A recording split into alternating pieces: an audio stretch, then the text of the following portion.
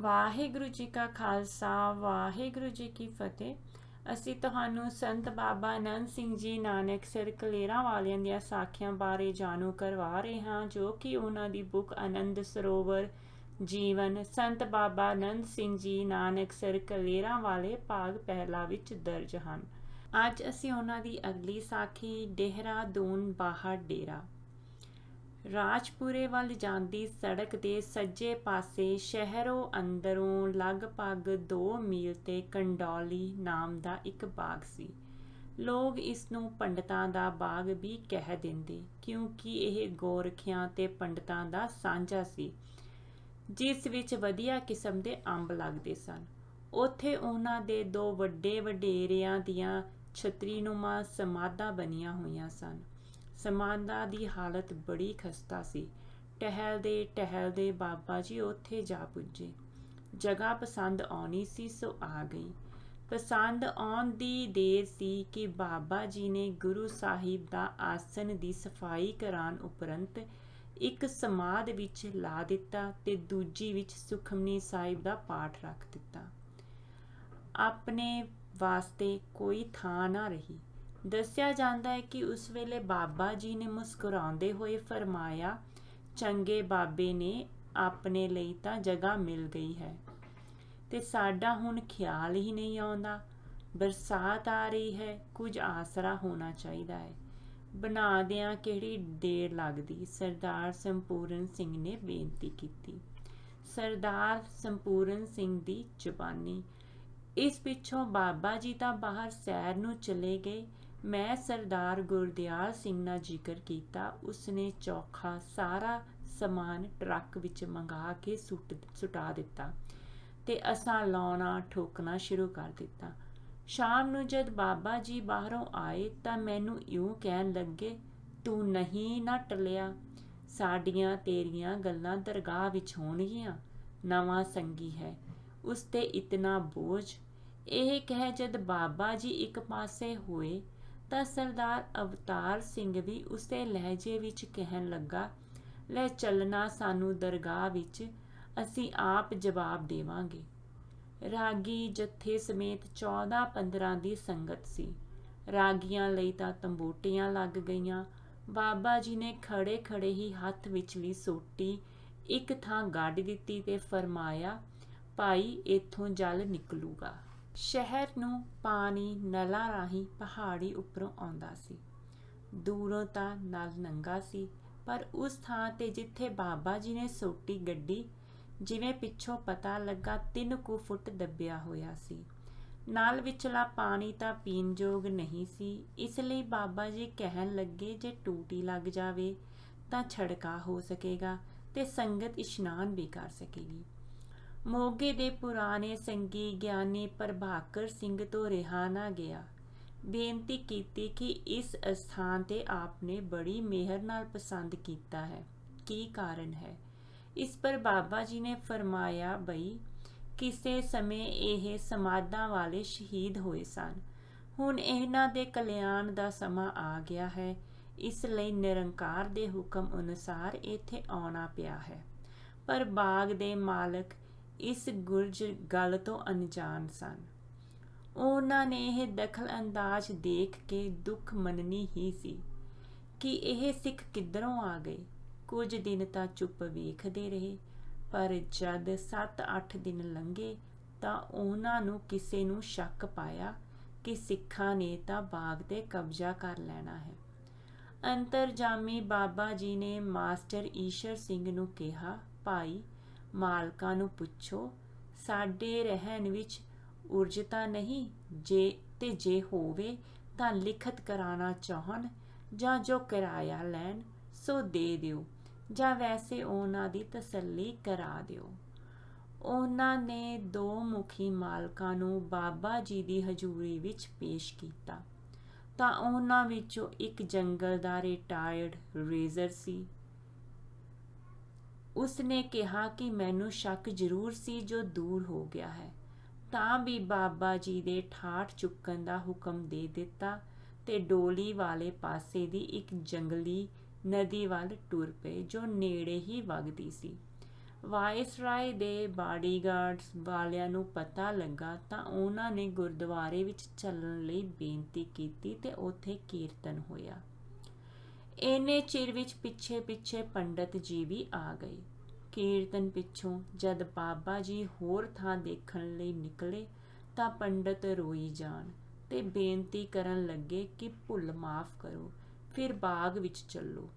ਉਹਨਾਂ ਵਿੱਚੋਂ ਇੱਕ ਰਾਹ ਵਿੱਚ ਲੰਮਾ ਵੀ ਪੈ ਗਿਆ।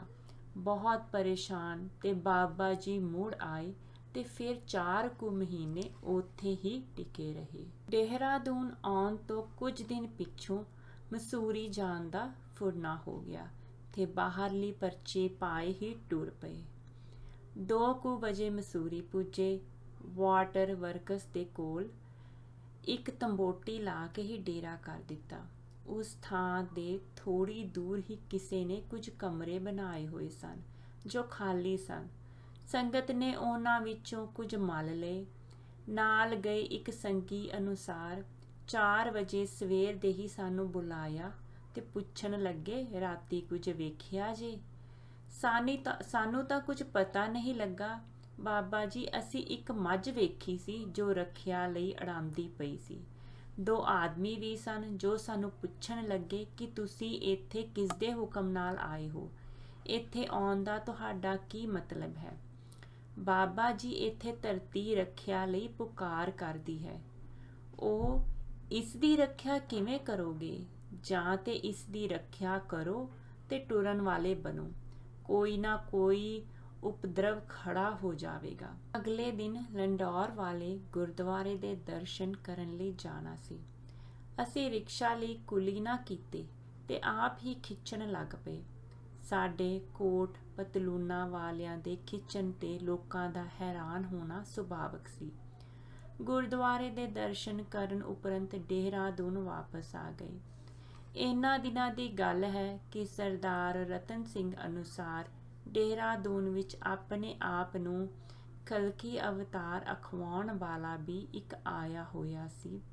ਬਾਬਾ ਜੀ ਆਉਣ ਉਪਰੰਤ ਦੀਵਾਨ ਦੀ ਇਤਨੀ ਰੌਣਕ ਹੋਣ ਲੱਗੀ ਕਿ ਉਸ ਕਲਕੀ ਅਵਤਾਰ ਵੱਲ ਕੋਈ ਜਾਵੇ ਹੀ ਨਾ।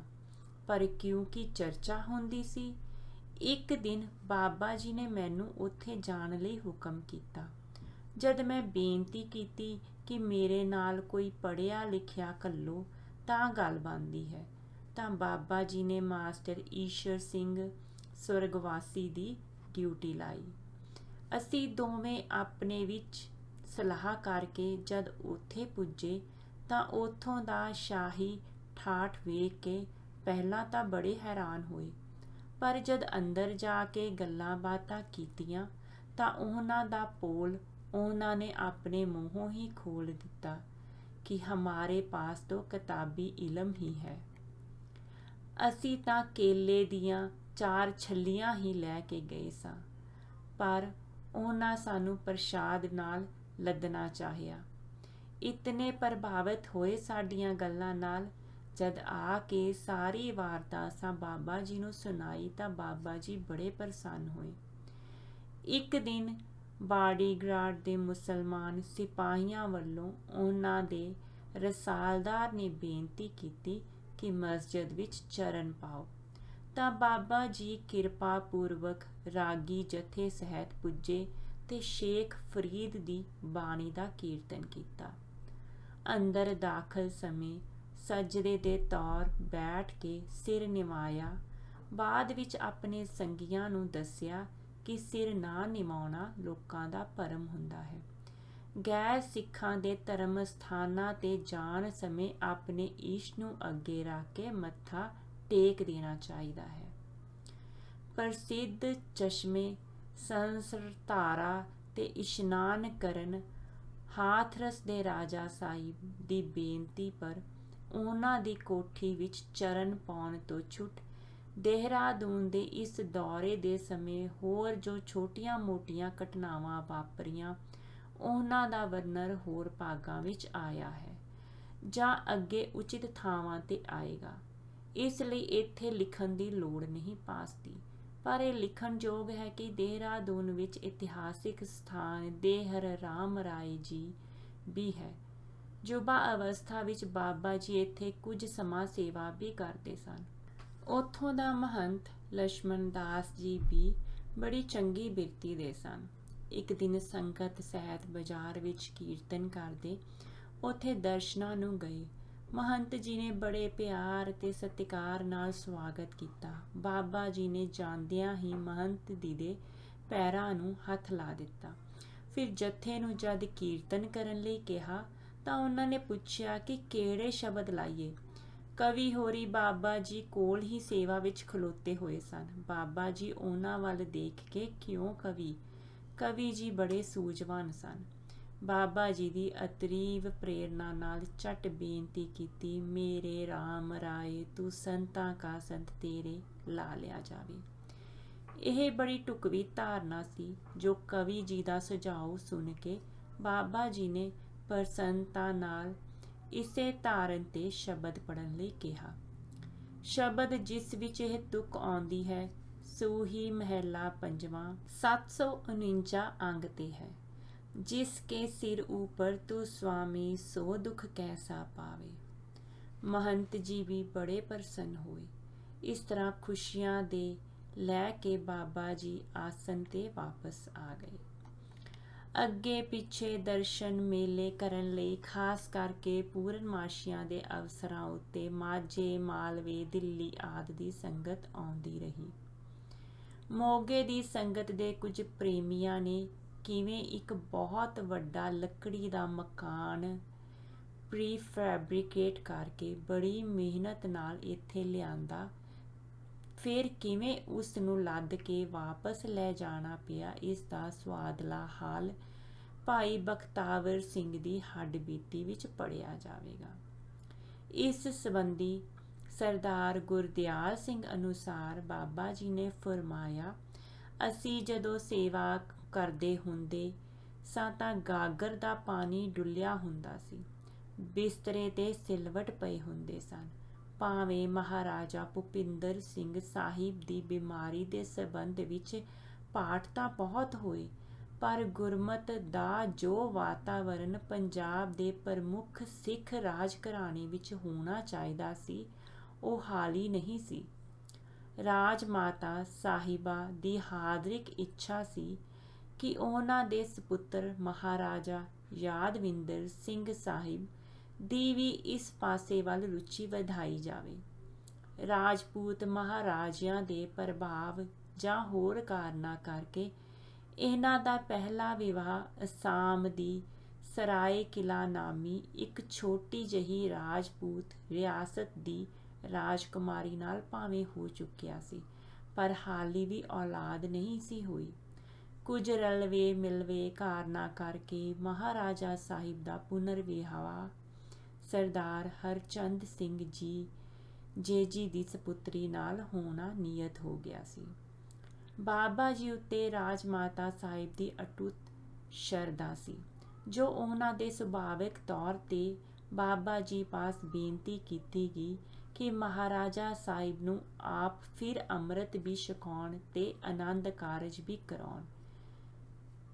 ਇਹ ਦੋਵੇਂ ਗੱਲਾਂ ਬਾਬਾ ਜੀ ਦੇ ਨੇਮਾਂ ਦੇ ਵਿਰੁੱਧ ਸਨ, ਸੋ ਕੁਝ ਮਜਬੂਰੀਆਂ ਦੱਸਦਿਆਂ ਹੋਇਆਂ ਫਰਮਾਇਆ, ਚੰਗਾ ਕੋਈ ਵਿਧੀ ਬਣਾਵਾਂਗੇ, ਫਿਰ ਆਪੇ ਹੀ ਅਸੀਂ ਗੁਰਮਤ ਅਨੁਸਾਰੀ ਚੋਟੀ ਦੇ ਸਿੱਖ ਮਹਾਤਮਾ ਬੁਲਾ ਦੇਵਾਂਗੇ ਤੇ ਉਹ ਦੋਵੇਂ ਕੰਮ ਕਰਾ ਦੇਣਗੇ। ਪਰ ਮਾਤਾ ਇੱਤੇ ਇਸ ਗੱਲ ਤੇ ਗੁੱਸੇ ਨਾ ਹੋ ਜਾਵੀਂ। ਰਾਜ ਮਾਤਾ ਜੀ, ਜਿਵੇਂ ਤੁਹਾਡੀ ਰਜਾ। ਸੋ ਜਦ ਸਮਾਂ ਆਇਆ ਤਾਂ ਰਾਜ ਮਾਤਾ ਜੀ ਨੇ ਸਰਦਾਰ ਹਰਬੰਸ ਸਿੰਘ ਚੀਨਾ ਵਜ਼ੀਰਮਾਲ ਤੇ ਸਰਦਾਰ ਹਰਚੰਦ ਸਿੰਘ ਡਾਇਰੈਕਟਰ ਖੇਤੀਬਾੜੀ ਨੂੰ ਬਾਬਾ ਜੀ ਦੀ ਹਜ਼ੂਰੀ ਵਿੱਚ ਦੇਹਰਾਦੂਨ ਭੇਜਿਆ, ਜਿਸ ਪਰ ਗਿਆਨੀ ਪ੍ਰਭਾਕਰ ਸਿੰਘ ਅਨੁਸਾਰ ਅਗਲੇ ਦਿਨ ਸੰਗਤ ਸਮੇਤ ਕਾਰਾਂ ਤੇ ਬੱਸਾਂ ਤੇ ਸਵਾਰ ਹੋ ਕੇ ਬਾਬਾ ਜੀ ਪੰਜਾਬ ਵੱਲ ਚਾਲੇ ਪਾਏ ਤੇ ਸ਼ਾਮ ਦੇ 4 ਵਜੇ ਪੰਜੌਰ ਬਾਗ ਵਿੱਚ ਪੁੱਜ ਗਏ। ਪੰਜੌਰ ਬਾਗ ਵਿੱਚ ਅੰਬਾਲਾ ਕਾਲਕਾ ਸੜਕ ਉੱਤੇ ਕਾਲਕਾ ਤੋਂ 3 ਮੀਲ ਥੱਲੇ ਪੰਜੌਰ ਨਗਰ ਤੋਂ ਜਰਾ ਕੁ ਉਰੇ ਇਸ ਨਾਮ ਦਾ ਸਭ ਤੋਂ ਪੁਰਾਣਾ ਤੇ ਮਨਮੋਹਣਾ ਬਾਗ ਸੀ। ਬਾਹਰੋਂ ਕਿਲੇ ਵਾਂਗਰ ਦੀ ਕੰਧ ਨਾਲ ਘੇਰਿਆ ਹੋਣ ਕਰਕੇ ਸੜਕ ਤੇ ਇਸ ਦੇ ਅੰਦਰਲੀ ਛੁਪੀ ਹੋਈ ਸੁਹੱਪਣਤਾ ਦਿਸ ਨਹੀਂ ਆਉਂਦੀਆਂ, ਪਰ ਅੰਦਰ ਜਾ ਕੇ ਦੇਖਣ ਨਾਲ ਅੱਖਾਂ ਖੁੱਲ੍ਹ ਜਾਂਦੀਆਂ ਹਨ।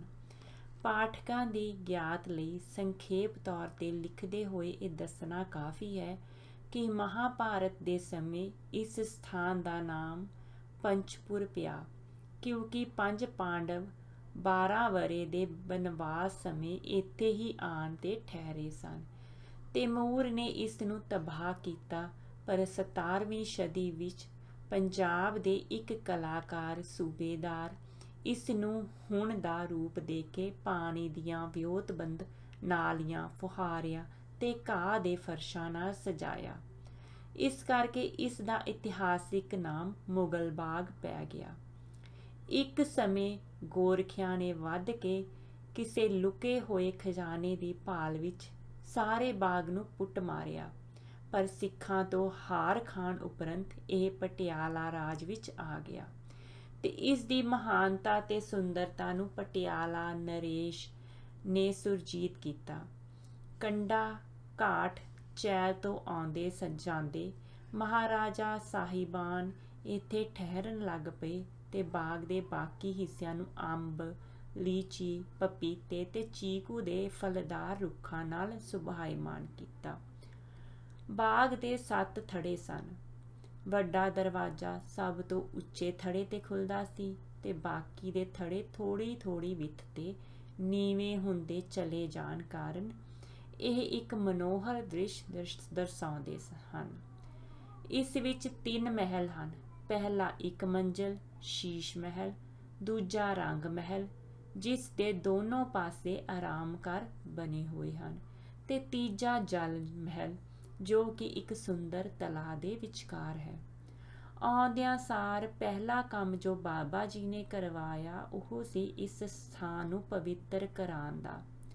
ਇਸ ਨਮਿਤ ਜਲ ਮਹਿਲ ਵਿੱਚ ਅਖੰਡ ਪਾਠ ਰਖਾਇਆ ਗਿਆ। ਗਿਆਨੀ ਪ੍ਰਭਾਕਰ ਸਿੰਘ ਤੇ ਡਰੱਲੀ ਹੋਰਾਂ ਨੂੰ ਚੈਲ ਤੋਂ ਆਏ ਡਰਾਈਵਰ ਅਮਰ ਸਿੰਘ ਦਾਖਾ ਨਾਲ ਕਾਲਕਾ ਭੇਜ ਕੇ ਧੂਪ ਆਦਿ ਸਮੱਗਰੀ ਮੰਗਵਾਈ ਤੇ ਪਾਠ ਆਰੰਭ ਕਰਾ ਦਿੱਤਾ। ਪਹਿਲੇ ਪਾਠ ਦੇ ਭੋਗ ਪੈਣ ਤੇ ਸਰਦਾਰ ਹਰਚੰਦ ਸਿੰਘ ਨੂੰ ਤਾਂ ਆਪਣੇ ਬਚਨ ਅਨੁਸਾਰ ਪੰਥ ਦੇ ਚੋਟੀ ਦੇ ਮਹਾਂਪੁਰਖਾਂ ਨੂੰ ਲਿਆਉਣ ਲਈ ਭੇਜ ਦਿੱਤਾ, ਜੋ ਗੁਰਮਤਿ ਵਿੱਚ ਪਥਰੀਲ ਹੋਣ ਤੇ ਸਰਦਾਰ ਹਰਬੰਸ ਸਿੰਘ ਹੋਰਾਂ ਨੂੰ ਹੋਰ ਦੇਖਭਾਲ ਲਈ ਠਹਿਰਾਇਆ ਗਿਆ। ਜੋ ਮਹਾਂਪੁਰਖ ਸੱਦੇ ਗਏ ਉਹਨਾਂ ਦੇ ਸ਼ੁਭ ਨਾਮ ਇਹ ਹਨ: ਬਾਬਾ ਚੰਦਾ ਸਿੰਘ ਜੀ ਕਟੂਬੁੰਗਾ ਦਮਦਮਾ ਸਾਹਿਬ, ਬਾਬਾ ਅੰਚਲਚੀ ਸਿੰਘ ਜੀ ਭਾਈ ਕਾ ਚੱਕ ਨੇੜੇ ਰਾਮਾ ਮੰਡੀ, ਬਾਬਾ ਅਤਰ ਸਿੰਘ ਜੀ ਅਤਰੇ ਕਲਾਂ ਵਾਲੇ, ਮਹੰਤ ਅਗੜ ਸਿੰਘ ਜੀ ਧਮਧਾਮ ਸਾਹਿਬ ਵਾਲੇ, ਸੰਤ ਜਵਾਲਾ ਸਿੰਘ ਜੀ ਹਰਖੋਵਾਲ ਜ਼ਿਲ੍ਹਾ ਹੁਸ਼ਿਆਰਪੁਰ।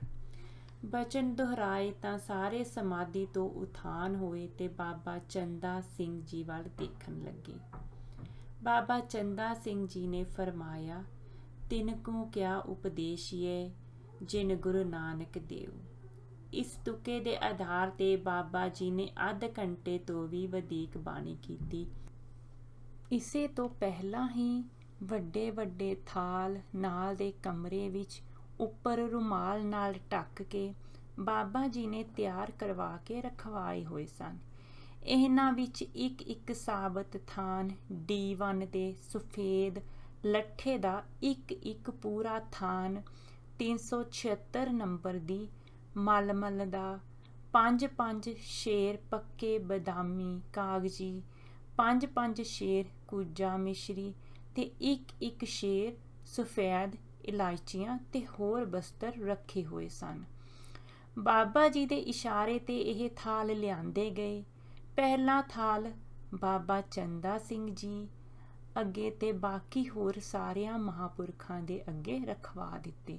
ਜਦ ਮਰਿਆਦਾ ਪੂਰੀ ਕਰਾ ਦਿੱਤੀ ਤਾਂ ਬਾਬਾ ਜੀ ਨੇ ਮਹਾਂਪੁਰਖਾਂ ਨੂੰ ਸੰਬੋਧਨ ਕਰਕੇ ਫਰਮਾਇਆ, ਮਹਾਂਪੁਰਖੋ, ਇਹ ਤੁੱਛ ਜਿਹੀ ਸੇਵਾ ਪ੍ਰਵਾਨ ਕਰਨੀ। ਹੋਰ ਨਿਮਰਤਾ ਵਾਲੇ ਬਚਨ ਕੀਤੇ, ਜਿਨ੍ਹਾਂ ਨੂੰ ਸੁਣ ਕੇ ਸਭ ਮਹਾਤਮਾ ਨਮਸਕਾਰਾਂ ਕਰਦੇ ਹੋਏ ਪ੍ਰਸੰਨਤਾ ਵਿੱਚ ਗਦ-ਗਦ ਹੋਏ ਆਪੋ ਆਪਣੇ ਆਸਨਾਂ ਤੇ ਪਧਾਰੇ।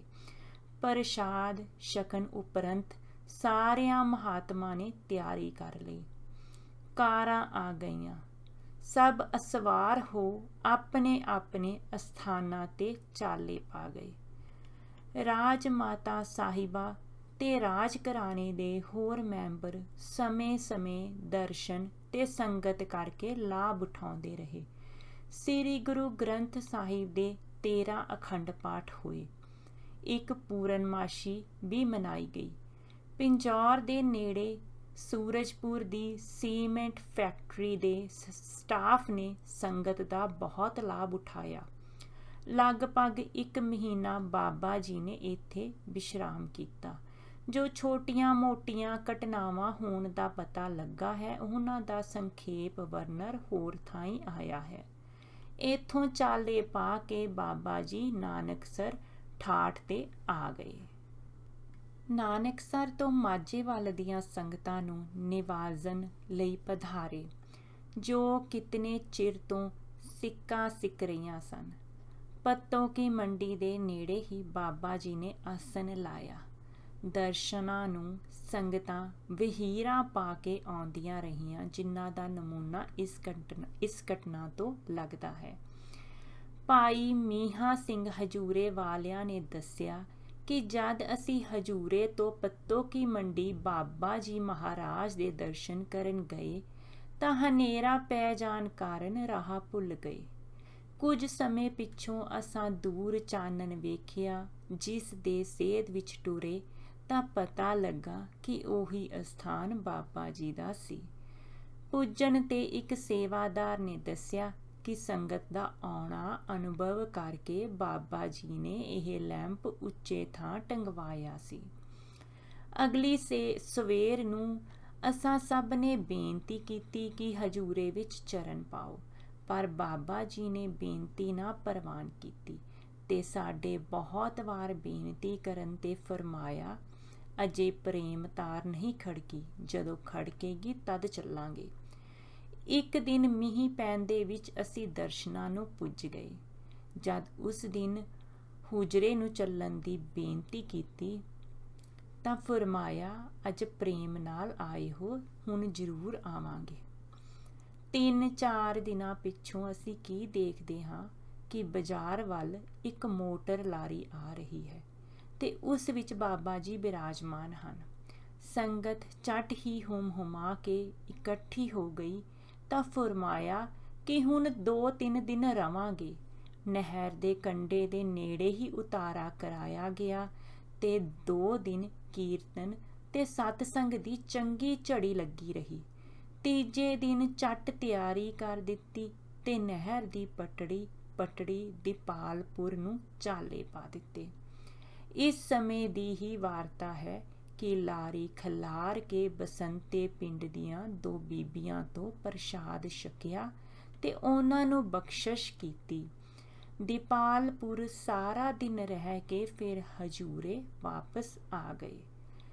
ਮਾਝੇ ਦੀਆਂ ਸੰਗਤਾਂ ਵੱਲੋਂ ਕਿਤਨੇ ਪ੍ਰੇਮ ਨਾਲ ਸੇਵਾ ਹੁੰਦੀ ਤੇ ਬਾਬਾ ਜੀ ਦੇ ਦਰਸ਼ਨਾਂ ਤੇ ਸੇਵਾ ਕਰਨ ਨੂੰ ਆਉਂਦੀਆਂ ਮਾਈਆਂ ਬੀਬੀਆਂ ਦੀ ਸੁਰੱਖਿਆ ਲਈ ਕਿਤਨਾ ਧਿਆਨ ਰੱਖਦੇ, ਇਸ ਦਾ ਵਰਣਨ ਮਾਈ ਭਾਗਨ ਨੇ ਕੀਤਾ, ਜਿਸ ਦਾ ਜ਼ਿਕਰ ਉਚਿਤ ਥਾਂ ਤੇ ਹੈ। ਹੁਣ ਕੱਤਕ ਪੂਰਨਮਾਸ਼ੀ ਦਾ ਪੁਰਬ ਆ ਰਿਹਾ ਸੀ, ਜੋ ਵਾਹ ਲੱਗਦੇ ਬਾਬਾ ਜੀ ਨਾਨਕਸਰ ਹੀ ਮਨਾਉਂਦੇ, ਸੋ ਥੋੜੇ ਦਿਨ ਪਹਿਲਾਂ ਹੀ ਵਾਪਸ ਦਰਸ਼ਨ ਦਿੱਤੇ। ਇਸ ਅਵਸਰ ਤੇ ਹੀ ਪਹਿਲੀ ਵਾਰੀ ਕੁਝ ਸ਼ਰਧਾਲੂਆਂ ਨੇ ਬਿਜਲੀ ਲਾਉਣ ਦਾ ਪ੍ਰਬੰਧ ਕੀਤਾ। ਇਸ ਦਾ ਜ਼ਿਕਰ ਪਹਿਲੇ ਹੀ ਹੋ ਚੁੱਕਿਆ ਹੈ। ਇਸ ਸਮੇਂ ਰਾਜ ਮਾਤਾ ਸਾਹਿਬਾ ਇੱਕ ਪੂਰਾ ਕਾਲਾ ਪੁਸ਼ਾਕਾ ਬਾਬਾ ਜੀ ਨੂੰ ਭੇਟ ਕਰਨ ਵਾਸਤੇ ਲਿਆਏ, ਜਿਸ ਨੂੰ ਪਹਿਨ ਕੇ ਬਾਬਾ ਜੀ ਨੇ ਦੀਵਾਨ ਵਿੱਚ ਦਰਸ਼ਨ ਦਿੱਤੇ। ਬਾਬਾ ਜੀ ਦੇ ਮਾਝੇ ਵੱਲ ਫੇਰਾ ਪਾਉਣ ਦੇ ਪਿੱਛੋਂ ਧੜੇਬੰਦੀ ਕਾਰਨ ਕੁਝ ਸੰਗੀਆਂ ਵਿੱਚ ਨਿੱਜੀ ਝਗੜੇ ਉਗੜ ਖਲੋਤੇ, ਜਿਸ ਨੂੰ ਕਿਸ ਤਰ੍ਹਾਂ ਜੁਗਤੀ ਤਾੜਨਾ ਨਾਲ ਬਾਬਾ ਜੀ ਨੇ ਨਜਿੱਠਿਆ। ਪਟਿਆਲੇ ਨਵੰਬਰ ਦਾ ਮਹੀਨਾ ਮੁੱਕਿਆ ਨਹੀਂ ਸੀ ਕਿ ਰਾਜ ਮਾਤਾ ਸਾਹਿਬਾ ਵੱਲੋਂ ਇੱਕ ਜ਼ਰੂਰੀ ਬੇਨਤੀ ਆਉਣ ਪਰ ਉੱਥੇ ਪਧਾਰੇ। ਐਤਕੀ ਵੀ ਪੁਰਾਣੀ ਜਗ੍ਹਾ ਜੇਲ੍ਹਖਾਨੇ ਦੇ ਕੋਲ ਆਲੋਵਾਲ ਪਿੰਡ ਦੇ ਨੇੜੇ ਝਿੜੀ ਵਿੱਚ ਹੀ ਠਿਕਾਣਾ ਕੀਤਾ। ਇਸ ਵੇਰੀ ਆਉਣ ਦਾ ਕਾਰਨ ਇਹ ਬਣਿਆ ਕਿ ਰਾਜ ਮਾਤਾ ਹੋਰਾਂ ਨੂੰ ਗੁਰਦੇ ਦੀ ਸਖਤ ਤਕਲੀਫ ਵਾਪਰ ਗਈ। ਗੁਰਦਿਆਂ ਨੇ ਕੰਮ ਕਰਨਾ ਬੰਦ ਕਰ ਦਿੱਤਾ ਤੇ ਯੂਰੀਆ ਬਹੁਤ ਵੱਧ ਗਿਆ ਤੇ ਦਿਮਾਗ ਨੂੰ ਇਤਨੀ ਬੇਹੋਸ਼ੀ ਰਹਿਣ ਲੱਗ ਪਈ ਕਿ ਡਾਕਟਰ ਹਾਲਤ ਦੀ ਸਖਤ ਖਰਾਬੀ ਦੇਖ ਕੇ ਸਵਾ ਹੋਣ ਤੋਂ ਨਿਰਾਸ਼ ਹੋ ਚੁੱਕੇ ਸਨ। ਪਰ ਬਾਬਾ ਜੀ ਦੇ ਰਾਜ ਮਹਿਲ ਵਿੱਚ ਸ਼ਾਮ ਦਰਸ਼ਨ ਦੇਣ, ਆਸ਼ੀਰਵਾਦ ਦੇ ਬਚਨ ਕਰਨ ਤੇ ਫਿਰ ਜਾ ਕੇ ਕੀਰਤਨ ਕਰਾਉਣ ਦਾ ਕੁਝ ਐਸਾ ਅਸਰ ਹੋਇਆ ਕਿ ਉਸੇ ਰਾਤ ਨੂੰ ਹੀ ਬਿਮਾਰੀ ਨੇ ਪਲਟਾ ਖਾਧਾ ਤੇ 3 ਕੁ ਦਿਨਾਂ ਅੰਦਰ ਹੀ ਰਾਜ ਮਾਤਾ ਸਾਹਿਬ ਦਾ ਦੁੱਖ ਦੂਰ ਹੋ ਗਿਆ ਤੇ ਉਸ ਪਿੱਛੋਂ ਚੋਖੀ ਉਮਰ ਭੋਗੀ। ਪਰ ਇਸ ਕਸ਼ਟ ਨੂੰ ਬਾਬਾ ਜੀ ਨੇ ਆਪਣੇ ਤੇ ਕਿਵੇਂ ਭੁਗਤਾਇਆ, ਉਸ ਦਾ ਵਰਣਨ ਸਰਦਾਰ ਸੰਪੂਰਨ ਸਿੰਘ ਜੀ ਅਨੁਸਾਰ ਇਵੇਂ ਹੈ। ਅਗਲੇ ਦਿਨ ਬਾਬਾ ਜੀ ਮਹਾਰਾਜ ਸਖਤ ਬਿਮਾਰ ਹੋ ਗਏ। ਜੋ ਕੁਝ ਖਾਣ ਉਲਟੀ ਹੋ ਜਾਵੇ, ਪਾਣੀ ਤੱਕ ਵੀ ਹਜਮ ਨਹੀਂ ਸੀ ਹੁੰਦਾ। ਡਾਕਟਰੀ ਇਲਾਜ ਵਧੀਆ ਤੋਂ ਵਧੀਆ ਹੁੰਦਾ ਸੀ ਪਰ ਕੋਈ ਫਰਕ ਨਹੀਂ ਸੀ ਪੈਂਦਾ। ਬਾਬਾ ਜੀ ਨੇ 2 ਦਿਨ ਬਿਮਾਰ ਰਹਿ ਕੇ ਤੀਸਰੇ ਦਿਨ ਸ਼ਾਮ ਦੇ ਦੀਵਾਨ ਵਿੱਚ ਸੰਗਤ ਨੂੰ ਦਰਸ਼ਨ ਦਿੱਤੇ ਤੇ ਫਰਮਾਇਆ ਕਿ ਅੱਜ ਤਾਂ ਆਏ ਹਾਂ ਕਿ ਸ੍ਰੀ ਗੁਰੂ ਨਾਨਕ ਸਾਹਿਬ ਜੀ ਦਾ ਖਾਸ ਸੁਨੇਹਾ ਹੈ ਜੋ ਅੱਜ ਰਾਤ ਨੂੰ ਸਾਨੂੰ ਇਉਂ ਮਿਲਿਆ ਹੈ। ਸਾਨੂੰ ਗੁਰੂ ਸਾਹਿਬ ਨੇ ਪੁੱਛਿਆ ਕਿ ਜਿਹੜਾ ਕੰਮ ਤੁਹਾਨੂੰ ਕੱਲਿਆ ਸੀ ਉਹ ਕੰਮ ਹੋ ਗਿਆ ਹੈ, ਕਰ ਲਿਆ ਹੈ।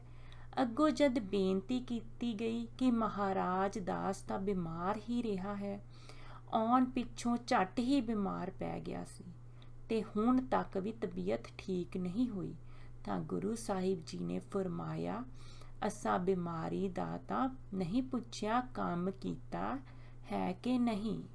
ਦਾਸ ਤਾਂ ਬਿਮਾਰ ਸੀ, ਬਿਮਾਰੀ ਵਿੱਚ ਕਿਸ ਤਰ੍ਹਾਂ ਕੰਮ ਹੋਣਾ ਸੀ। ਜੇ ਬਿਮਾਰ ਸੀ ਤਾਂ ਸਾਨੂੰ ਕਹਿ ਦਿੰਦੇ, ਤੁਹਾਨੂੰ ਰਾਜੀ ਕਰ ਦਿੰਦੇ। ਮਹਾਰਾਜ ਤੁਸੀਂ ਕੁਝ ਜਾਣੀ ਜਾਣ ਸਾਓ। ਗੁਰੂ ਸਾਹਿਬ ਜੀ ਅਸੀਂ ਜਾਣਦੇ ਤਾਂ ਸੀ ਪਰ ਅਸਾਂ ਸਮਝਿਆ ਕਿ ਤੁਹਾਨੂੰ ਬਿਮਾਰੀ ਵਿੱਚ ਹੀ ਆਨੰਦ ਆਉਂਦਾ ਹੋਵੇਗਾ। ਕੋਈ ਕੰਮ ਨਹੀਂ, ਕਾਜ ਨਹੀਂ, ਵਿਹਲੇ ਮੌਜਾਂ ਕਰਦੇ ਹੋ। ਮਹਾਰਾਜ ਭੁੱਲ ਹੋ ਗਈ।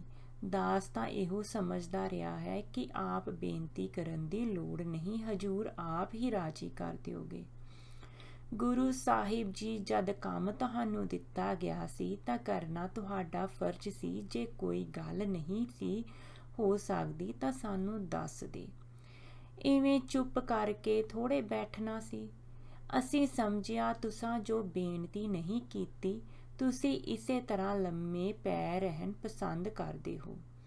ਸੰਗਤ ਵਿੱਚ ਕਹਿ ਦਿਓ ਕਿ ਰਜਾ ਕੰਮ ਕਰਾਉਣ ਵਿੱਚ ਹੈ, ਬਿਮਾਰ ਰਹਿਣ ਵਿੱਚ ਨਹੀਂ।